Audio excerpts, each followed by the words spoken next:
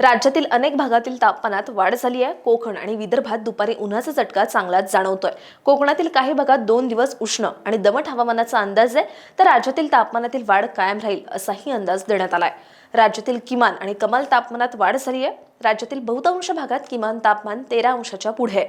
आज जेऊर येथे सर्वात कमी 11 अंश सेल्सिअस तापमानाची नोंद झाली होती, तर अमरावती येथे सर्वाधिक 35.4 अंश सेल्सिअसची नोंद झाली आहे। राज्यातील बहुतांश भागात तापमान अधिक असल्याने उन्हाचा चटका वाढलाय।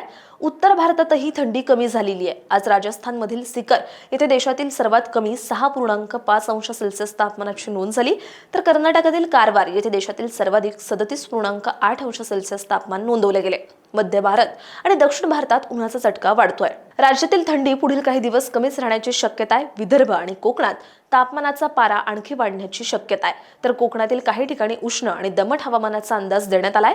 रायगड जिल्ह्यातील काही ठिकाणी रविवारी, तर रत्नागिरी जिल्ह्यात शनिवारी आणि रविवारी, तसंच सिंधुदुर्ग जिल्ह्यात शनिवारी काही ठिकाणी उष्ण आणि दमट हवामानाचा अंदाज देण्यात आलाय। अशाच हवामान अपडेटसाठी अॅग्रोवनला सबस्क्राइब आणि फॉलो करायला विसरू नका।